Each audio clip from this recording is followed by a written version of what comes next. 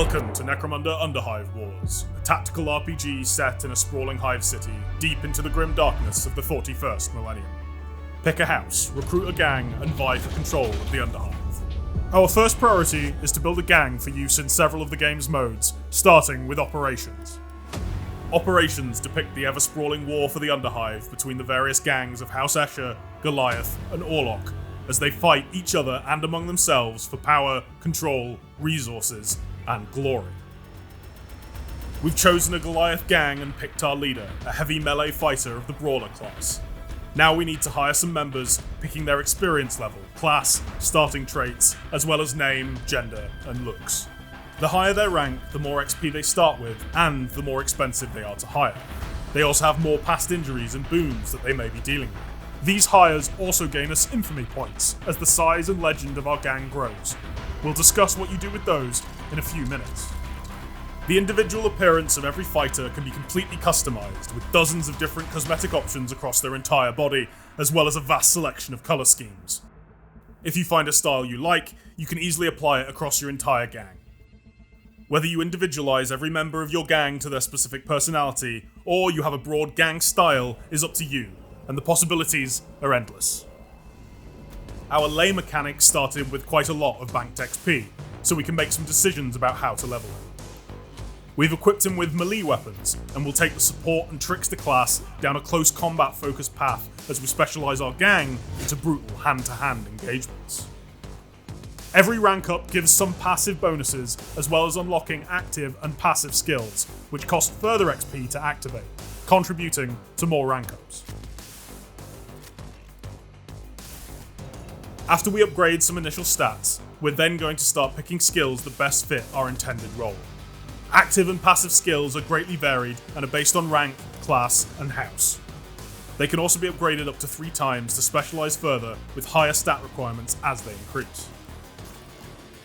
As your fighters rank up, they may also develop talents, vices, and virtues, becoming their own character and making them unique in unexpected ways. This is on top of any injuries or death they may receive from being knocked out of action in combat. Credits can also be spent in the shop for items, consumables, traps, grenades, armor, and of course, weapons. The Underhive Wars armory features flamethrowers, cryoguns, bolters, swords, massive axes, the list goes on. Finally, you can spend your credits on gambling caskets. Caskets are also received as rewards from matches in the Underhive, or can be found in the field. To be clear, in-game credits or caskets will never be offered for real money, and this is not and will not be a microtransaction system. Money is valuable in the Underhive, but not so much as blood and violence. Having purchased some gear, leveled up our gang, and customized them, we're ready to begin operations. The first phase of this is picking a sector.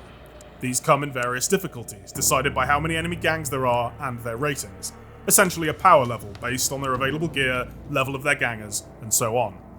Each sector also has a specific goal to complete, and its own set of rewards and tasks. Beginning an operation means choosing your facilities and spending infamy points on unique upgrades. These are gang-wide and usually focus on additional credit, XP, or loot gains.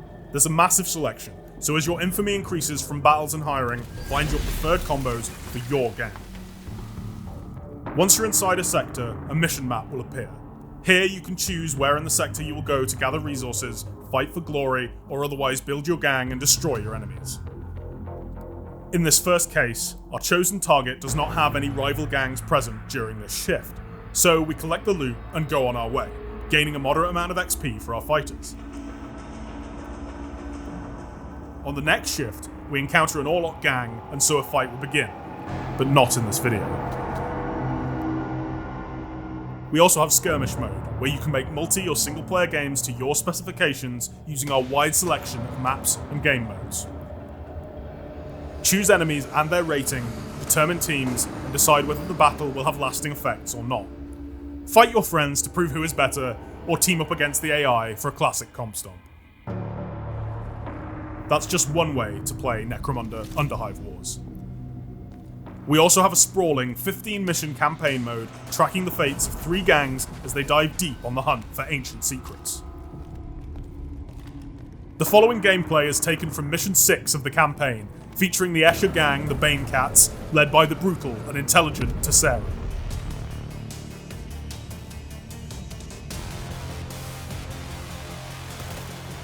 The battle begins with our first female fighters deployed out of the way on a gantry overlooking an ongoing battle. The Orlok and Goliath gangs we're here to take this encampment from, the Chokers and Dog Soldiers respectively, are already duking out below and haven't had the time to look up and see us bearing down on them. Assuming we can stop running into these corrosive mines, our elevated position is extremely valuable. Damage and resistance bonuses apply to any combat against foes that are below you. There are also specific sets of skills that can be only used from up high. Take whatever we can use. And the medical supplies.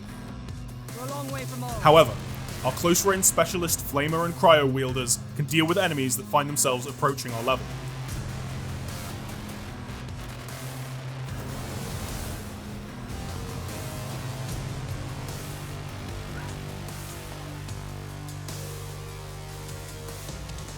Tessera, the gang leader and crack shot, can start to snipe off enemies wounded by her sisters. Aimed shots, such as this, allow for specific targeting of body parts. Choose ones with less armor or that are more exposed from cover. One of the special conditions of this mission is that Goliath reinforcements are constantly arriving through this door. We have to get to it and shut it down as one of our objectives, preferably before we're overwhelmed. This Orlok, having survived our assault, goes for his revenge, but it won't last long. He's spending a lot of AP on one devastating attack rather than spreading his damage. Probably the best bet in this scenario, since he's likely dead either way.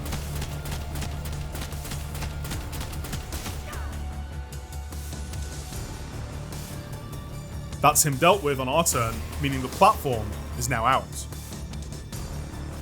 One of our other targets, the Orlok leader Zekken, is trying to retake the platform. We'll have to deal with him and use our heavy to move around the battlefield and shoot him in the head. A good solution to most problems in the Underhive. The advantage gained, we can turn the tables on him from the platform.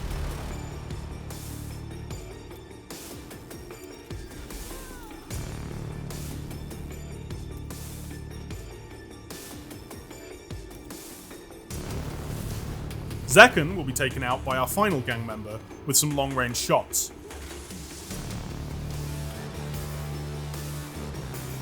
Kira is in a good position to make a dash for the door on our next turn. We can then escape back up to the elevator and heal with a special ability.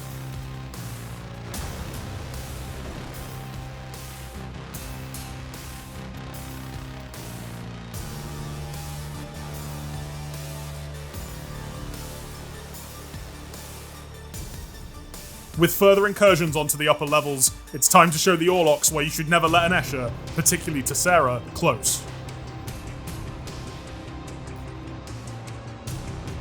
Swapping weapons in combat is easy and costs minimal AP, making it a key strategy if your fighters are built in a way to take advantage of it.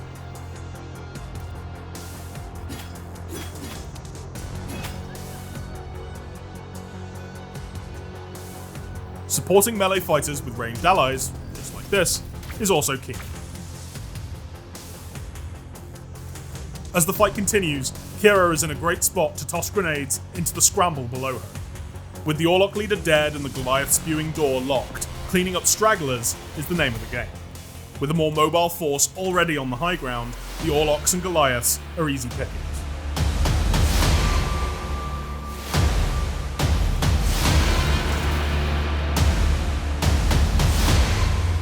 This was just a taste of everything Necromunda Underhive Wars has to offer when it releases on September 8th. Another 14 missions, infinitely more ways to design and build your own gang, and much more.